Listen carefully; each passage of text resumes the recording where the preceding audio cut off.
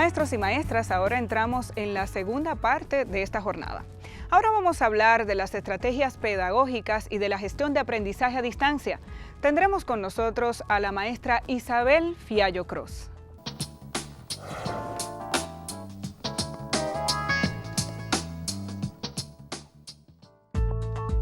Bienvenidos, maestros. Los contenidos a desarrollar en esta presentación serán los siguientes.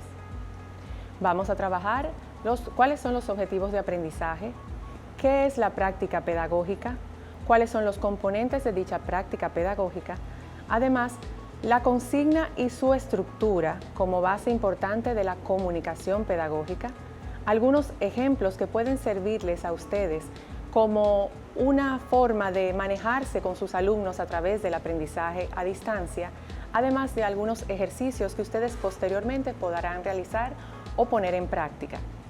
También vamos a ver algunos canales de comunicación que podemos usar en ese proceso, finalizando con cómo hacemos presentaciones efectivas. Vamos a empezar con algo muy interesante. Lo primero es que posiblemente todos ustedes saben lo que son las prácticas pedagógicas de manera empírica, porque lo hacen todos los días. Una de las definiciones que más me ha gustado de práctica pedagógica es la del señor Yves Chevallard. Yves Chevallard define práctica pedagógica como esa actitud que tiene el docente de poder transmitir lo que sabe al estudiante, de tal forma que eso que ya el maestro domina, el estudiante pueda aprenderlo y también que se convierta en un conocimiento significativo para él. Algo muy importante para ustedes es reflexionar sobre su propia práctica y para eso hay 3 preguntas detonantes que usted como maestro debe hacerse. Lo primero es, ¿qué es lo que yo sé? ¿Cuál es el tema que yo domino? Eso te lleva a la reflexión de conocerte no solamente a ti mismo, porque en el proceso de las estrategias pedagógicas que vas a implementar debes sentirte cómodo con tu quehacer y debes ser honesto contigo mismo, manejarte con total reflexión de tu accionar en el aula. Y además de saber qué es lo que tú sí sabes y lo que dominas y sentirte seguro con eso, también debes preguntarte, ¿cómo comunico eso que yo sé? ¿De qué manera puedo hacerlo viable? ¿De qué forma puedo lograr que el estudiante se inspire y se sienta motivado también por estos conocimientos que yo me siento inspirado a compartir con ellos? Y otra pregunta importante que todo docente debe hacerse es, ¿cómo me transforma eso que yo comunico? ¿Cómo eso que yo quiero transmitir al estudiante no solamente sirve para que él aprenda, sino también me trae mayores conocimientos a mí mismo? Porque algo muy importante en la educación, y ustedes lo saben, es que es transformadora para ambos, tanto para el docente como para el estudiante. Es un aprendizaje de doble vía. Y eso ocurre no solamente de manera presencial, sino que también ocurre de manera virtual o en el aprendizaje a distancia. En las prácticas pedagógicas se conforman por 3 aspectos primordiales, que son las estrategias de enseñanza, que son aquellos recursos o procedimientos que tú como maestro o maestra aplicas en tu interacción con el estudiante. También esa comunicación pedagógica que es muy importante, porque es la manera como yo transmito el mensaje y la manera como mis estudiantes lo decodifican y cómo yo comprendo lo que ellos me dicen a mí, porque es la única vía que tengo para poder transmitir los conocimientos y que estos sean significativos para ellos y yo también crecer en el proceso de mi enseñanza hacia los estudiantes. De ellos mismos aprendes también. Y algo que no debe faltar es la planificación didáctica, que es ese plan de trabajo que debes organizar para que todo vaya pasando de manera consecutiva, progresiva y poco a poco. Todo esto está orientado, obviamente, por un currículum que el maestro debe seguir. Antes de entrar a uno de los puntos más interesantes de este proceso, debo puntualizar la comunicación efectiva, que debe permear todo proceso de aprendizaje, sea presencial o virtual. Porque esta debe ser consistente en todo momento, para que haya una perfecta comunicación y de esta manera se traduzca en beneficios de aprendizaje para sus estudiantes. Y al hablar de comunicación pedagógica, en la práctica pedagógica debemos hablar de la consigna. La consigna la podemos definir como ese mandato o esa instrucción que da el maestro sobre lo que el estudiante debe hacer en su curso, ya sea en un aula virtual o hasta en la presencialidad. Muchas veces entendemos que tenemos una buena comunicación y sabemos redactar o dar estos mandatos de manera correcta. Pero vamos a ver cuál es la estructura principal. Podemos definir inclusive la consigna como esa guía de requerimientos mínimos que el estudiante debe seguir para realizar un trabajo, una asignación o para simplemente le sirve de indicación de cuál es lo que se espera de él en el momento de una actividad específica dada por el maestro. ¿Cuáles son esas estructuras principales? Lo primero es que la consigna tiene 3 partes: procedimientos, condiciones y evaluación. Muchas veces todo esto se confunde en un solo párrafo descriptivo, pero si lo vemos desde esta estructura, podemos dar una organización mejor para que el estudiante lo pueda entender. ¿A cuántos de nosotros no nos ha pasado que le decimos a nuestros alumnos lo que deben hacer y surgen muchas preguntas porque no hemos dado las indicaciones concretas y objetivas para que ellos puedan realizarla? Entonces, por esta razón, vamos a ir viendo parte por parte a qué nos referimos con esta estructura. Específicamente, en lo de procedimientos, debemos especificar en qué consiste el trabajo que le estamos solicitando al estudiante, con claridad, ya sea que le pidamos un dibujo, una maqueta, una manualidad, un ensayo o cualquier otra actividad que requiera que sea entregada al profesor. También debe de especificársele claramente cuál es el objetivo de esa asignación, que está íntimamente relacionado con el conocimiento que queremos enseñar y transmitir al alumno. ¿Qué objetivo de aprendizaje se supone que el estudiante va a lograr con esa asignación que le estamos indicando a él? ¿Por qué es importante poner el objetivo de manera breve, concisa y precisa, sin palabras rebuscadas? Porque así el estudiante comprende la importancia de realizar esa tarea o asignación. Otra forma también de especificar claramente qué es lo que el estudiante debe hacer en la parte de procedimientos es indicar si esa asignación es individual o grupal. ¿Por qué esto es importante? A veces perdemos de vista decirle a los alumnos: mira, esta tarea la vas a hacer con unos compañeros, y al momento de realizarla, como no se habló claramente o se dijo de manera muy informal, esto no quedó clara y hay estudiantes que trabajaron de manera grupal y otros de manera individual. Al que dejarlo especificado desde el inicio, ya los estudiantes pueden organizarse mejor. Nosotros recomendamos que los trabajos grupales no sobrepasen los 4 integrantes, porque es más pedagógico y se comparten mejores los saberes cuando hay menos integrantes en el equipo, a menos que el proyecto sea un proyecto muy ambicioso que tenga muchas fases y procesos en el transcurso de su realización. También debe desglosarse las acciones y fases en caso de, como mencioné, estos proyectos sean muy amplios, porque no es lo mismo tratar una consigna de un trabajo como un ensayo que puede ser individual a un proyecto que requiere la realización en un tiempo muy largo, que requiera hasta posiblemente un mes para su realización por la cantidad de acciones que hay que realizar en el transcurso. El siguiente aspecto son las condiciones de entrega de ese trabajo. ¿A cuántos de ustedes no le ha pasado que el estudiante levanta la mano? Profe, ¿eso es en una hoja? Profe, ¿se lo vamos a entregar digital? Profe, ¿eso es en un USB o en un CD? Todas esas preguntas quedan esclarecidas si las establecemos desde el principio. Por eso, lo primero es establecer cuál es la fecha de entrega de esa asignación. Claramente. Si obviamente requiere varias fases, compartir con el estudiante el cronograma de trabajo. ¿Qué se espera que el estudiante entregue primero? ¿Qué se espera que el estudiante entregue después? Y al finalizar, dejar claramente eso en un cronograma para que así el profesor también de manera prudente pueda ir haciendo devoluciones y retroalimentaciones de la práctica que el estudiante va haciendo. Algo importante es decir al estudiante claramente lo indispensable que debe tener ese proyecto, que es parte de su proceso de evaluación. Lo que no debe faltar, lo que debe trabajar, que va muy relacionado con ese objetivo de aprendizaje para el cual se está poniendo la asignación. Cabe destacar, antes de continuar, que todas estas cosas que yo estoy compartiendo con ustedes pueden estar expresas de manera oral a través de una videoconferencia, pero siempre es bueno tener una lista definida, escrita y redactada correctamente por el profesor para que no haya lugar a dudas. Si queda grabado en una videoconferencia, el estudiante puede volver al video para ver qué fue lo que dijo el maestro. O también puede compartir un documento con todas estas condiciones redactadas para que así el estudiante pueda ir a él las veces que sea necesario. Continuando con las condiciones, la forma de entrega es muy importante.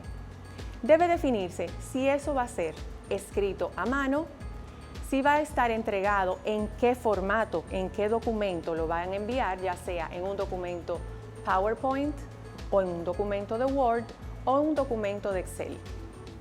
Es importante hacer esas aclaraciones para que el estudiante sepa en qué formato o qué programa trabajar. Pero también pueden entregarse imágenes. A lo mejor el docente lo que quiere es que el estudiante realice un dibujo, el cual debe especificar que debe tomar una foto, posiblemente con un dispositivo móvil, para luego ser enviado y subido al entorno virtual que se use en su centro educativo. No importa la plataforma en la que se trabaje, pueden compartirse imágenes y documentos de manera indistinta, de acuerdo a la capacidad que tengan estos dispositivos y también las plataformas que se utilicen. También dentro de las especificaciones del formato deben tomar en cuenta posiblemente la cantidad de páginas que el profesor desea que el estudiante trabaje o el mínimo de palabras a trabajar. Todo va a depender de las edades de sus estudiantes, porque mientras más pequeños, obviamente las exigencias serán menores y será otro tipo de actividad. Para los estudiantes ya de más edad, que están posiblemente en un nivel secundario, ya de primer ciclo, de segundo ciclo, se les puede especificar el mínimo de palabras que se espera el estudiante escriba en dicho proyecto. Ahora vamos a hablar del proceso de evaluación, de la parte de la estructura de evaluación de esa consigna, que puede darse de dos tipos, como por ejemplo, el que define si el trabajo ha sido completado o está incompleto, si el trabajo ha sido logrado o está en proceso de ser logrado, o también si el trabajo está ya listo o inconcluso. Para ello debe definirse claramente cuáles son aquellos aspectos que el docente va a tomar en cuenta para evaluar, y dentro de esos aspectos a evaluar, obviamente están incluidos los aspectos de entrega, es decir, si el estudiante respetó el formato de entrega de ese documento, porque no es lo mismo pedir a un estudiante que envíe un documento editable en formato Word a que lo envíe en PDF cuando el docente especificó que fuera entregado de una manera puntual. Eso ayuda al estudiante a seguir pautas y a seguir lineamientos, desarrollando en el estudiante la capacidad de poder seguir lineamientos y reglas muy puntuales para su mejor organización posterior. Otra forma también es realizar rúbricas de evaluación. Aquí ya sí se establecen puntuaciones y se da el valor concreto de dicha actividad. Obviamente, si esa actividad vale 5 puntos, poner cómo esos 5 puntos se va a desglosar de acuerdo a los criterios de evaluación docente. Por ejemplo, respeto de los requerimientos mínimos, buena ortografía, puntualidad y entre también los objetivos de aprendizaje que se persiguen en esa actividad puntual. Si es en el caso de matemáticas, si el estudiante cumplió con los cálculos requeridos de manera correcta, pueden ser también tareas de español para saber el nivel de redacción y sintaxis que el estudiante tiene en una composición, si usa los signos de puntuación correctamente, si usa también las mayúsculas, etc. O en el área de las ciencias, si conoce los conceptos básicos que se les están compartiendo y puede distinguir entre algunos elementos y otros. Ahora voy a mostrarle algunos ejemplos de cómo se ve una consigna. Les muestro lo que se llama una guía de aprendizaje previo a esa asignación. Esta consigna o esta guía de aprendizaje, como se ve aquí en pantalla, se refiere a las indicaciones que da el maestro en un entorno virtual para una actividad asincrónica. Es decir, en el momento que el profesor no está al mismo tiempo que el estudiante en el entorno virtual. Estas indicaciones, llamadas guía de aprendizaje, le indican al estudiante qué debe realizar puntualmente para lograr el objetivo de ese día o de esa semana. En este caso es un ejemplo muy puntual de un ejercicio sobre los movimientos artísticos más importantes del siglo XX. En este caso, solo 4 movimientos. En esa guía de aprendizaje se especifica que para que el estudiante logre los objetivos de ese día o de esa semana, debe realizar 2 cosas puntuales. Lo primero es ver una presentación, PowerPoint en este caso, para luego que vea esa presentación y haga la lectura pertinente, haga una tarea. Aquí, en la tarea, es que voy a detenerme porque van a ver el ejemplo de cómo esa tarea es redactada de acuerdo a la estructura que ya compartimos. Tomen en cuenta que las consignas no todas tienen la misma extensión, pues depende del tipo de exigencias que haga el maestro o la cantidad de acciones que deban realizarse para que la consigna sea o más larga o más corta, pero fíjense que tienen las mismas partes. Como por ejemplo, puede verse claramente procedimientos, condiciones y evaluación. En este caso, esta tarea consiste en realizar un mood board o una pizarra de estado de ánimo. Esa manera de collage, el estudiante plasma ideas respecto a un tema específico que ha leído, que ha investigado o que posteriormente ha visto con el maestro. En este caso, esta es una clase asincrónica. Como les indiqué, el estudiante debía ver una presentación antes de realizar la tarea, porque de lo contrario, ¿cómo la iba a realizar? El procedimiento le indica al estudiante que esa tarea es individual, que debe trabajarse en un documento de PowerPoint y especifica hasta la cantidad de diapositivas. Fíjense que no es necesario hacer una cantidad enorme de diapositivas y que el docente solamente le pide una sola diapositiva donde va a realizar el mood board con todas las imágenes, colores y letras pertinentes que representen a ese movimiento artístico que le tocó al estudiante. En esa misma consigna se especifica que debe grabarse como un documento de PowerPoint, no como PDF, que es no editable, sino que el maestro le está pidiendo que lo guarde como un documento editable. Ya el docente tendrá las razones por las cuales lo está pidiendo de esa manera. También queda muy claro la fecha de entrega de esa tarea. El mood board te ofrece una oportunidad de ver cómo el estudiante entiende el tema que se está tratando de una manera muy personal y creativa, ya que elige él las imágenes, los colores y lo que necesite para representar ese movimiento específico del arte que le tocó trabajar. Luego, en las condiciones, obviamente, ya hemos hablado de cómo debe entregarse. El documento puede ser entregado a través de una plataforma de gestión educativa o también a través de un teléfono móvil. Debe guardarse con el nombre de la siguiente manera que sugerimos. Puede ser el apellido del estudiante, la inicial, el nombre del proyecto y obviamente terminado por la extensión del programa que se exigió en el que se guardara dicho trabajo. Por ejemplo, mi nombre es Isabel Fiallo, el documento yo lo llamaría Fiallo Isabel moodboard.ppt, que es la extensión del documento que el profesor exigió para yo entregar. En el proceso de evaluación se desglosan 4 aspectos importantes que el docente va a tomar en cuenta para evaluar. En este caso, uno de ellos es el respeto a los requerimientos mínimos que están plasmados en la estructura de la consigna, el respeto de las reglas ortográficas y de redacción, la coherencia que tienen las imágenes y elementos gráficos que el estudiante está usando para representar al movimiento artístico que le tocó. Y otro aspecto a evaluar es el nivel de profundidad en la justificación del por qué el estudiante utilizó dichos elementos gráficos para representar el movimiento artístico que le tocó trabajar. Ya con este ejemplo hemos visto una manera en que podemos implementar una estrategia interesante con nuestros estudiantes para que ellos se sientan más motivados a aprender sobre un tema específico y que también, aplicando su creatividad, aprendan sobre temas variados. A continuación, vamos a trabajar otra técnica que les puede ayudar a motivar al estudiante en sus aulas a través de entornos virtuales. Dentro de las prácticas pedagógicas que podemos implementar en el aula, voy a mostrarles una herramienta que les puede ayudar mucho para motivar a los estudiantes porque les llama mucho la atención y aprenden jugando. Hay muchas maneras de utilizar Kahoot, que es la herramienta que les voy a enseñar.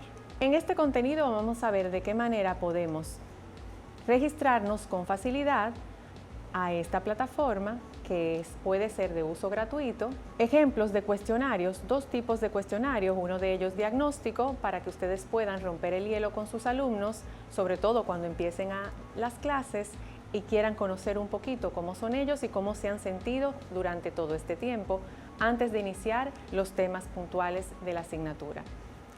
Cómo crear este tipo de cuestionarios en Kahoot, pero ojo, que estos contenidos también pueden trabajarse en otros tipos de formatos. Inclusive pueden hacerlos a través de cuestionarios muy sencillos usando herramientas de Office. Esta es una manera para hacerlo un poco más dinámico y divertido porque los estudiantes lo pueden hacer desde sus equipos celulares o también desde un iPad o un computador, ordenador que tengan en casa. ¿Cómo se puede jugar a través de esta plataforma llamada Kahoot? ¿Cómo podemos descargar los resultados que sean recabados a través de este juego? Y también, ¿qué importancia debemos darle a dos aspectos que no debemos olvidar al momento de jugar con Kahoot? Como les dije, Kahoot puede usarse en cualquier plataforma, pero el maestro, para hacer uso de ella, debe loguearse, es decir, debe crear sus credenciales de acceso con un usuario y contraseña. Esta plataforma la pueden usar de manera gratuita. El estudiante no necesariamente debe tener una cuenta para participar en los juegos que realiza el profesor. Ya ellos lo hacen desde otro enlace que será compartido más adelante. Las características que tiene esta herramienta específica es que además de tener una versión gratuita que ustedes pueden aprovechar de manera sencilla, pueden aprender jugando los estudiantes porque al participar les da tanto ánimo que parece que no están en una clase, sino que se encuentran en un entorno más agradable para ellos interactuar. Es una aplicación por la cual el maestro puede bajarla a su computador o dispositivo electrónico o también puede accesar a ella desde la página online. Motiva el esfuerzo del estudiante a seguir aprendiendo y también el alumno es el protagonista. Si bien es cierto, el maestro es quien diseña el cuestionario con las preguntas con las que el estudiante va a jugar, es el estudiante quien se mantiene activo al momento de completar estas actividades. Es parte del proceso de gamificación, porque el estudiante aprende justamente jugando. Puede hacerse evaluaciones a través de este formato, pues el estudiante gana puntos, ya sea por la rapidez con que responde o también por la forma correcta de responder a estas preguntas.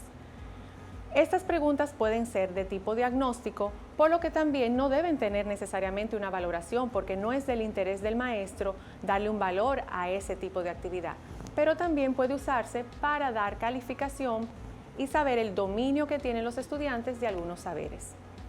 Los resultados de este tipo de juegos se pueden descargar a través de un documento de Excel o también a través de plataformas interactivas de aprendizaje como el Google Drive, si el profesor cuenta con una cuenta de Gmail. Vamos a enseñarle algo muy sencillo. Para usted crear su cuenta, tiene que darle al botón verde que se encuentra en la parte superior derecha, sombreado con el círculo rojo. Luego, al usted hacer clic aquí, le sale la siguiente pantalla. Va a darle varias opciones para que usted elija cuál es el rol que va a desempeñar. Usted le va a dar al rol de maestro.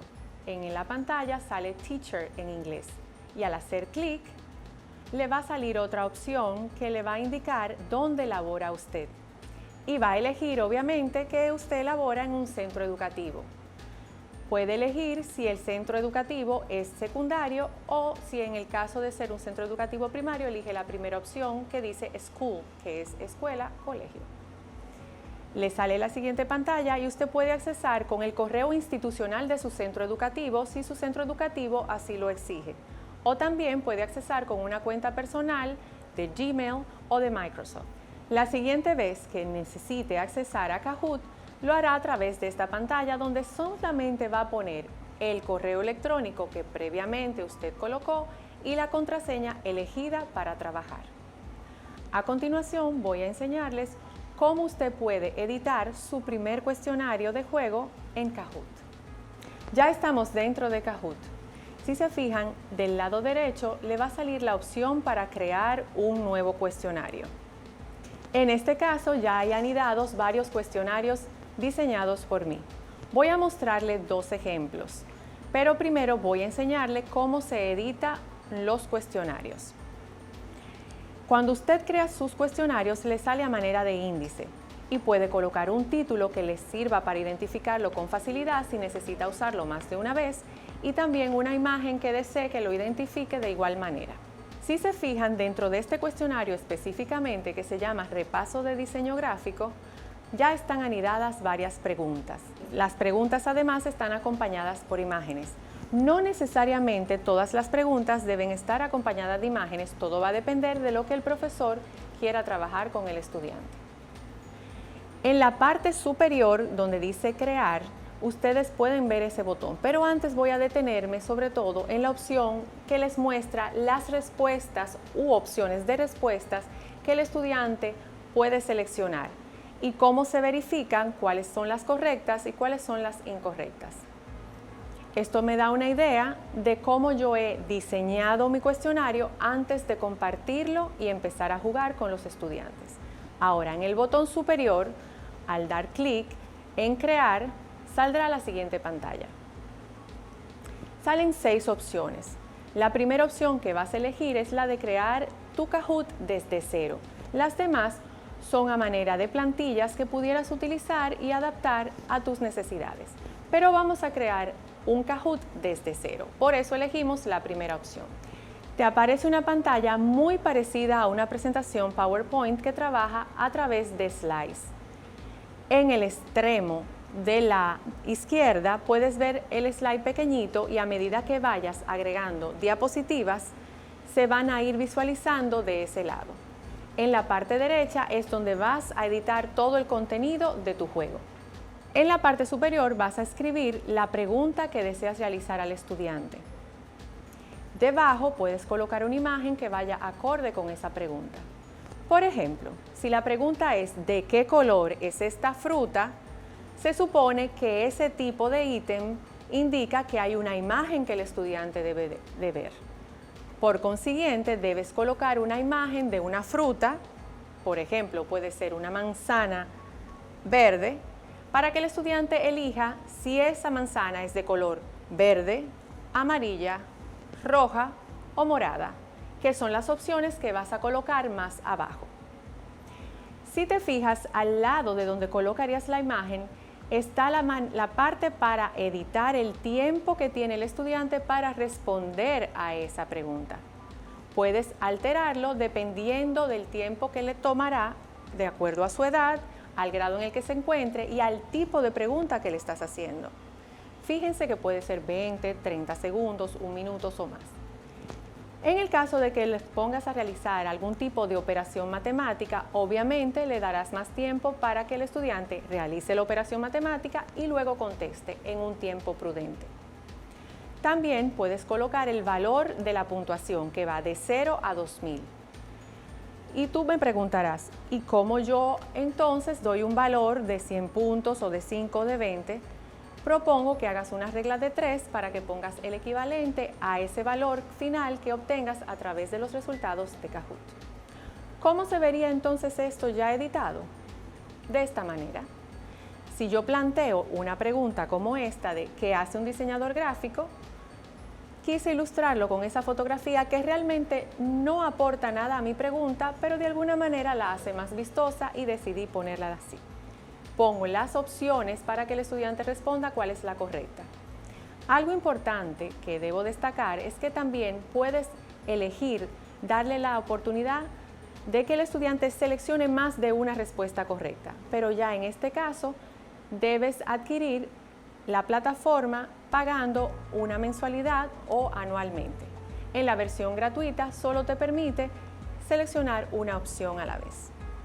para configurar tu cuestionario y darle un título puntual o poner una imagen que lo identifique, te vas a la configuración, que es ese botón azul que dice Setting. Al darle clic te sale la siguiente pantalla. Aquí vas a poder ponerle un título que identifique tu cuestionario y, si deseas, colocar una imagen. Ya con esto queda configurado tu cuestionario. Al darle a los 3 puntitos, te va a desplegar un menú donde puedes ver 3 opciones. Una de esas opciones es la de duplicar el cuestionario, en caso de que tú desees trabajar ese cuestionario con nuevas preguntas o nuevas respuestas. De esta manera te quedas con el original y sigues trabajando sin tener que escribir todo desde el principio. También puedes intercambiar con otros maestros este cuestionario para que trabajen de manera colaborativa en nuevos contenidos para sus estudiantes. Y si deseas descartar ese cuestionario, también puedes darle al zafacón para botarlo. Ahora voy a enseñarles, luego de haber editado su cuestionario, cómo pueden jugar con sus estudiantes. Al darle al botoncito verde que dice Play, que es jugar, usted va a encontrarse con la siguiente pantalla. Esa pantalla puede seleccionar 2 opciones: o un juego para que cada estudiante lo realice de manera individual, o formando equipos en el curso, ya sea que usted divida el curso en 2 equipos o los divida en grupos de 4 estudiantes. Vamos a mostrar la manera como ellos pueden jugar de manera individual y usted le da, por ejemplo, a la opción de clásico. En la pantalla siguiente sale un enlace que el estudiante debe colocar en su teléfono móvil o en su computador, dependiendo del dispositivo que esté usando, que también puede ser una tableta. Para accesar al juego, debe colocar www.kahoot.it, que es un enlace distinto al que usa el profesor para registrarse y empezar a diseñar el cuestionario. Inmediatamente sale un código en el dispositivo del estudiante, el cual debe colocar donde indica. Luego de colocar este código, le da la opción para poner su nombre. En ese espacio, el estudiante debe colocar su nombre y su apellido para identificarlo mejor el maestro al momento de jugar. Luego de escribirlo, se va a ver cómo el estudiante está dentro del juego en la pantalla. Cuando los estudiantes ya están dentro del juego, pues se puede empezar a jugar. Este es un ejemplo de cómo se ve un juego. En este caso, es una estrategia que puede usarse para romper el hielo en los primeros días de clase, para conocer a tus estudiantes y, en específico, en estos días que hemos estado en situaciones muy especiales, podemos preguntarles cómo se sienten. Fíjense cómo aquí no necesariamente usamos nada más palabras en las opciones, sino que también podemos usar imágenes. Aquí el estudiante puede elegir entre sus estados de ánimo, si se encuentra enojado, tranquilo, preocupado o triste.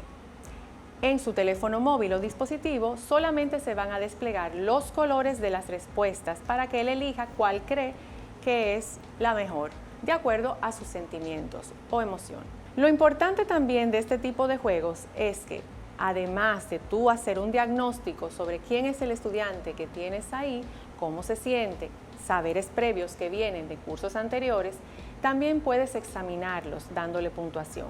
Y estos contenidos pueden ser descargados en el computador del profesor a través de un documento de Excel, que los muestra de manera organizada a través de distintas pestañas que le desglosan los contenidos de manera práctica, donde pueden verse las puntuaciones, los sumarios de las respuestas y las respuestas por preguntas.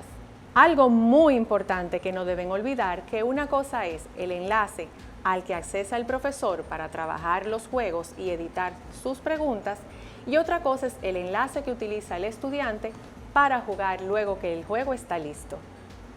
Ahora vamos a ejercitar un poquito todo lo que hemos compartido. Le propongo a ustedes hacer el siguiente ejercicio. Dentro de las prácticas pedagógicas podemos hacer tareas, foros de participación para discutir o cuestionarios. Les propongo que hagamos un ejercicio de redactar una consigna para cada tipo de estas estrategias, tomando en cuenta lo que hablamos de la estructura. Pero ojo, para un foro de discusión, la estructura de la consigna no es tan amplia. Sí debemos tomar en cuenta que la pregunta que formulemos en el foro de discusión sea lo suficientemente abierta para generar la reflexión de los estudiantes, como por ejemplo formular preguntas de cuál fue el punto de partida en tal situación, qué consideras que debió haber hecho tal persona en este caso, cuál sería un ejemplo de... De esta manera, las preguntas no se responden con un sí o con un no, sino que lleva al estudiante a la reflexión. También para las consignas de cuestionario es importante tomar en cuenta el tipo de cuestionario que queremos hacer. Si es un cuestionario diagnóstico para recabar información sobre los saberes previos del estudiante o conocerlos mejor, si es un cuestionario para examinarlos y evaluar que también dominan un tema, o si es un cuestionario de autoevaluación de ellos mismos sobre su propio desempeño. Vamos a ver cuál sería el mandato para su ejercicio. De acuerdo a su asignatura o al contenido de la materia que usted imparte, redacte 3 consignas, obviamente conservando la estructura organizada de lo que se le solicita al estudiante para que él sea lo más específico posible y éste pueda tener un buen desarrollo en su actividad. Va a realizar la consigna de una tarea de su materia, va a redactar también una consigna para que el estudiante participe en un foro de discusión y también para completar un cuestionario. Es importante destacar que no todas las consignas tienen la misma extensión ni que conllevarían necesariamente una estructura tan completa como lo requiere una tarea. Lo importante es que el estudiante quede claro de qué se le está pidiendo y esté redactado correctamente con los signos de puntuación adecuados, la ortografía correcta, ya que nosotros como docentes somos ejemplo de la práctica que queremos ver en ellos. Quiero detenerme un poco sobre los canales de comunicación pedagógica, ya que en los entornos de aprendizaje a distancia y virtuales podemos tener distintos tipos de dispositivos. Es importante tomar en cuenta los protocolos y hacérselos saber a los estudiantes. Ya si usamos un teléfono móvil a través de un chat, este chat podemos crearlo de 2 maneras. Comunicación de doble vía, de manera que los estudiantes formulen sus preguntas, inquietudes o comentarios y el profesor les responda, o informativo, para que el profesor pueda comunicar alguna información importante a sus estudiantes que no necesariamente requiere de la retroalimentación o devolución del mismo alumno. Es importante al aperturar un chat de grupo siempre establecer el propósito para el cual se está abriendo ese canal de comunicación. ¿Qué se espera de la interacción en ese chat? Si ese chat solamente va a ser informativo, hacérselo saber a los estudiantes. Si es para compartir, ¿qué tipo de contenidos se van a compartir? Porque estamos en la era digital y hay mucha información entre memes, chistes y demás. Lo importante es saber cuál es el objetivo que persigue el profesor y sobre todo el objetivo de aprendizaje de su asignatura. Por eso esos protocolos deben estar desde el principio definidos cuando se apertura el chat y compartirlos con frecuencia a medida que vayan entrando otros estudiantes. Otros canales de comunicación también lo son las videoconferencias, donde se debe mantener una postura adecuada y también tomar en cuenta que no haya ruidos que interfieran con el intercambio de nuestra disertación. Buscar un lugar lo más iluminado posible y también tener un metal de voz adecuado para que el estudiante se sienta cómodo. No es necesario hablar muy alto ni vociferar si usted tiene los niveles de audio correctamente en sus dispositivos. Otro medio son las plataformas de gestión del proceso educativo, donde se pueden usar los canales de mensajería o del chat interno.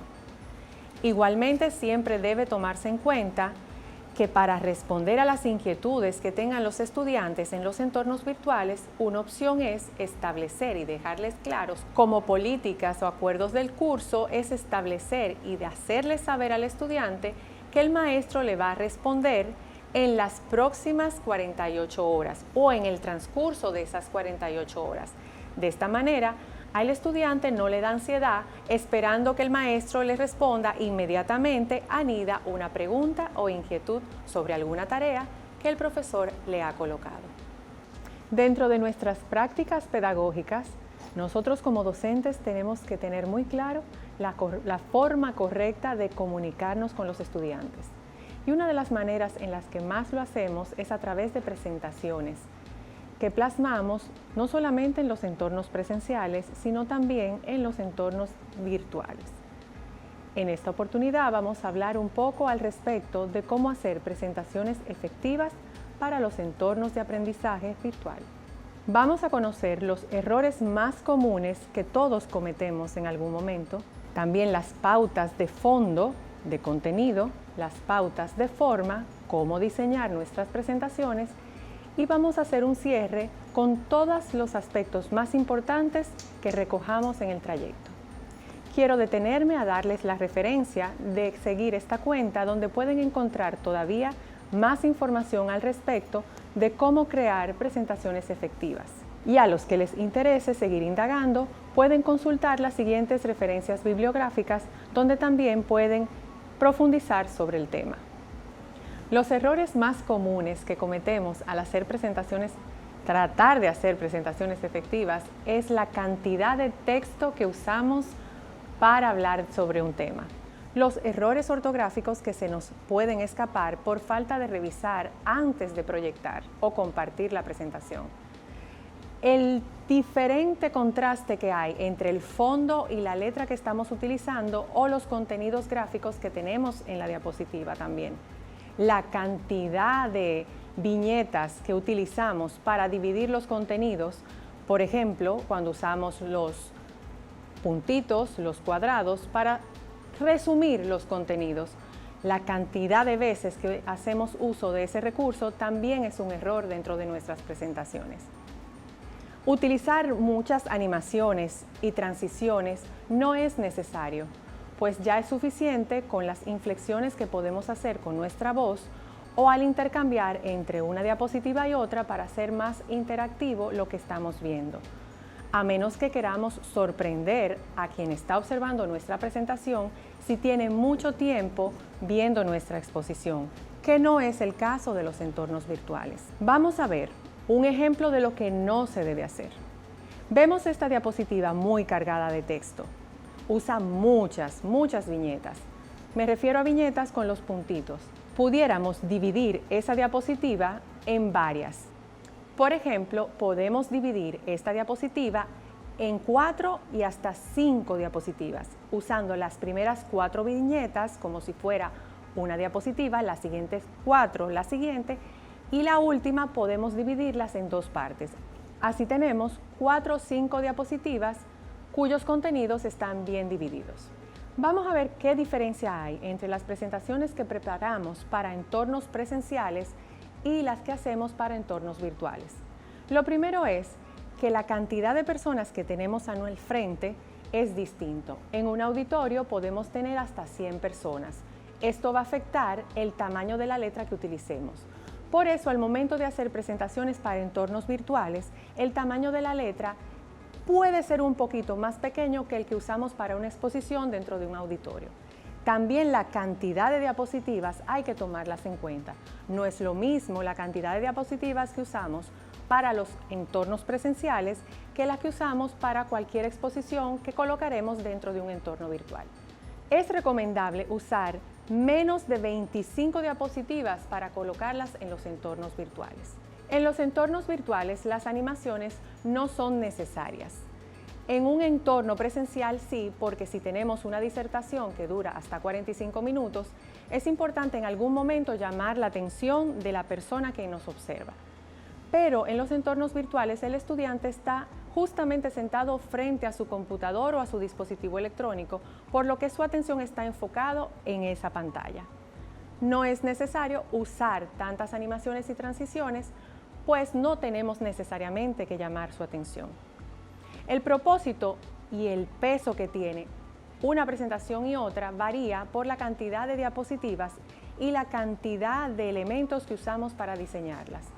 Tenemos que tomar en cuenta en los entornos virtuales la cantidad de elementos como letras, colores, fondos, imágenes, ilustraciones y dibujos, porque esto recarga nuestra presentación.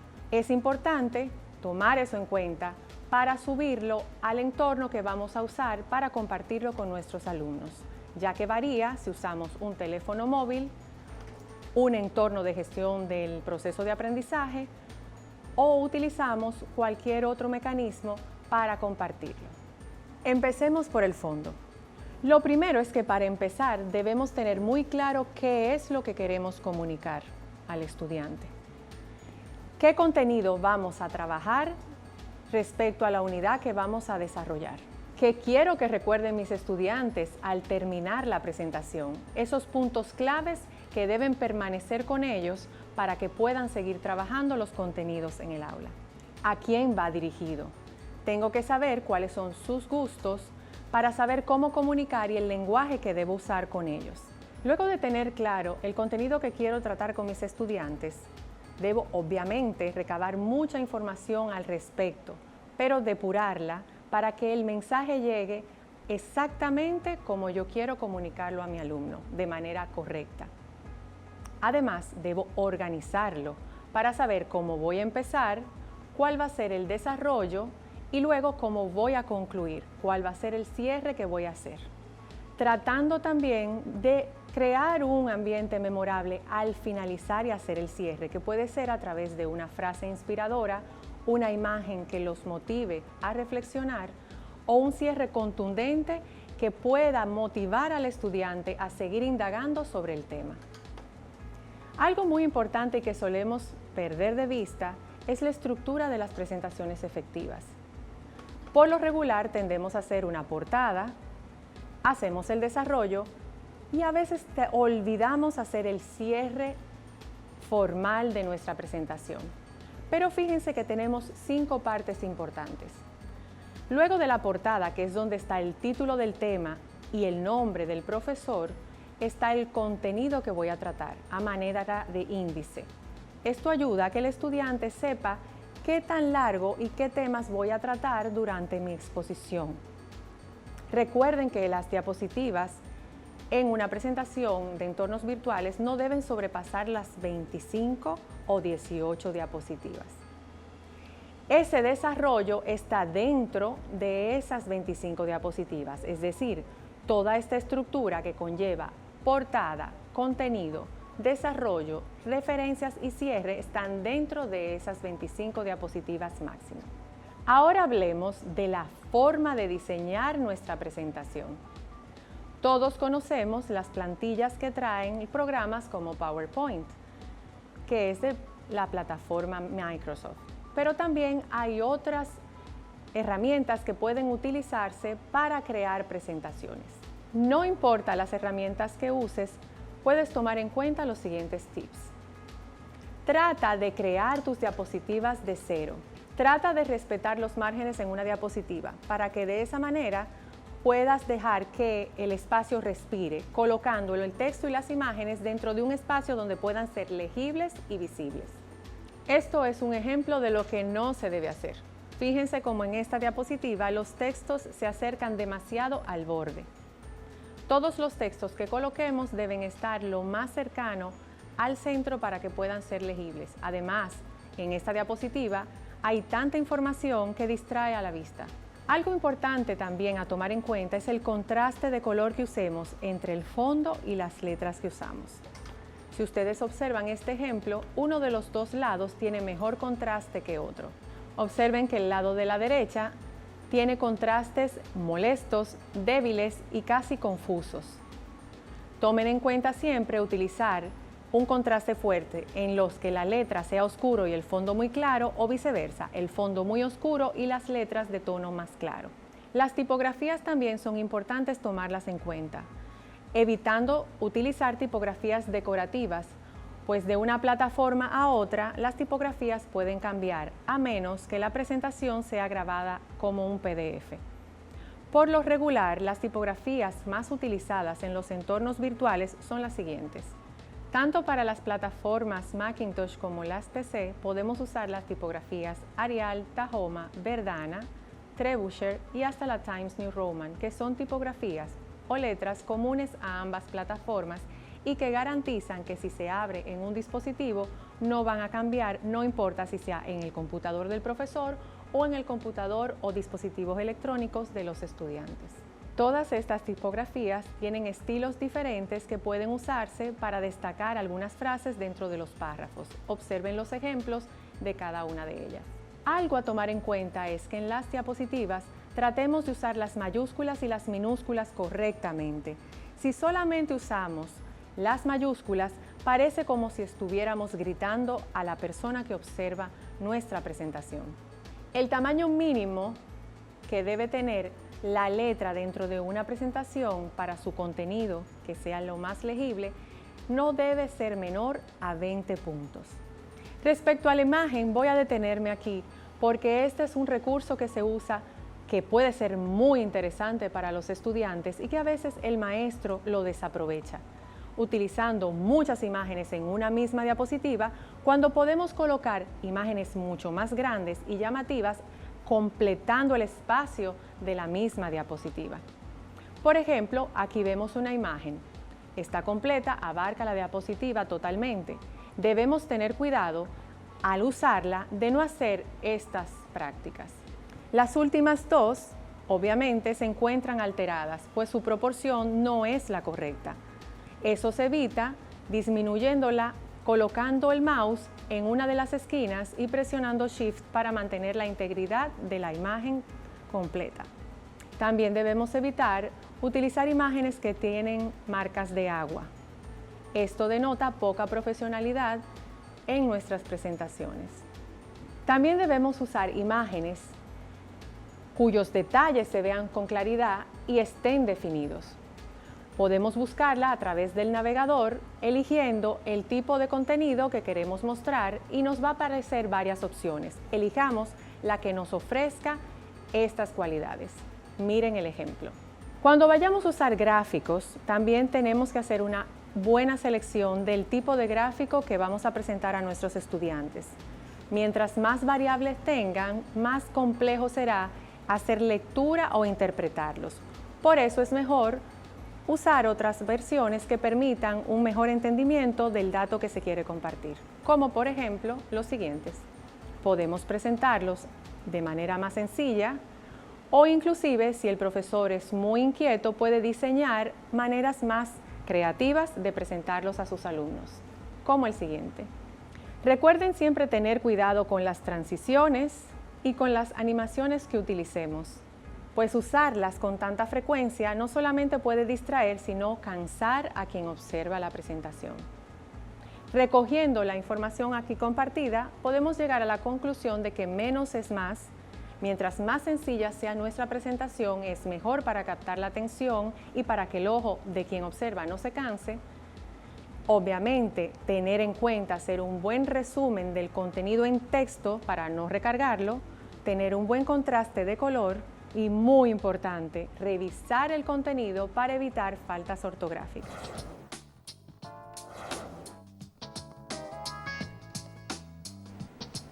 Hemos hablado de las prácticas pedagógicas en el aula, que no son más que los procesos y recursos que ustedes como maestros utilizan para enseñar en sus clases. Recuerden que ustedes son los que dominan sus temas, que conocen y les apasionan los contenidos que van a compartir con sus estudiantes. La práctica pedagógica lo que les ayuda es a motivar esa misma pasión que sienten ustedes para que sus estudiantes tengan el deseo de seguir indagando al igual que ustedes. Dentro de la práctica pedagógica es importante tomar en cuenta la comunicación pedagógica, la forma correcta de transmitir ese mensaje y estar conscientes de que ustedes también aprenden en el proceso de las cosas nuevas que traen sus estudiantes al aula, no importa el entorno donde ellos se desarrollen. Al igual que ello, es importante planificar todo su proceso, tomando en cuenta las unidades que van a desarrollar, los materiales y recursos que van a usar para que esas unidades puedan ser desarrolladas de manera correcta y las actividades relacionadas con esos materiales de apoyo para evidenciar que el estudiante está ejercitando sus contenidos. Lo importante en todo esto es que al aplicar las estrategias pensemos en lo que es cómodo para nosotros y que beneficia al estudiante. Porque en la medida que nosotros nos sintamos cómodos con lo que estamos implementando, lo transmitiremos a nuestros alumnos. Los entornos virtuales pueden ser un aliado en nuestro proceso y nos ayudan a organizarnos mejor y ayudan al estudiante a organizarse mejor. Pero para eso tenemos que hacerlo primero nosotros porque es la forma de enseñarles a ellos a crear un buen hábito también. Les exhorto a seguir adelante llevando a cabo un proceso educativo innovador y con el corazón.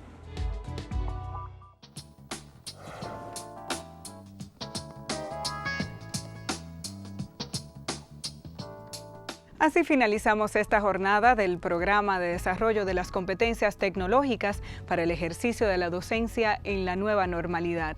Este programa de capacitación es desarrollado desde el Ministerio de Educación con apoyo del Programa de las Naciones Unidas para el Desarrollo, la Asociación Dominicana de Profesores, la Asociación Dominicana de Rectores Universitarios, Infotep y Educa. Hasta un nuevo encuentro.